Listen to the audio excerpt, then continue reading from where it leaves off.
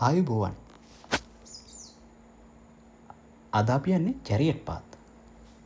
මේ වීඩියෝ එකෙන් ඕගොල්ලන්ට පේන්නේ පුස්සල්ලෑව ඉඳන් ප්‍රෝටෝප් වතුවැය හරහා බස් එකේ යන ගමන. චැරියට් පාත් යන්න ආසාවෙන් ඉන්න කෙනෙක් නම් ඔයා මුලින්ම ගම්පොලට ඇවිල්ලා ගම්පොල හරහා පුස්සල්ලෑවට ඇවිල්ලා පුස්සල්ලෑවේ ප්‍රෝටෝප් වතුවැය හරහා යන බස් එක යන්න ඕන ප්‍රෝටෝප් වතුවැයට. එතනින් තමයි ඔයාට චැරියට් පාත් වලට ළඟා වෙන්න පුළුවන් වෙන්නේ. එහෙනම් ඊළඟ වීඩියෝ එකෙන් චැරියට් පාත් අපි කොහොමද ගියේ කියන එක බලාගමු.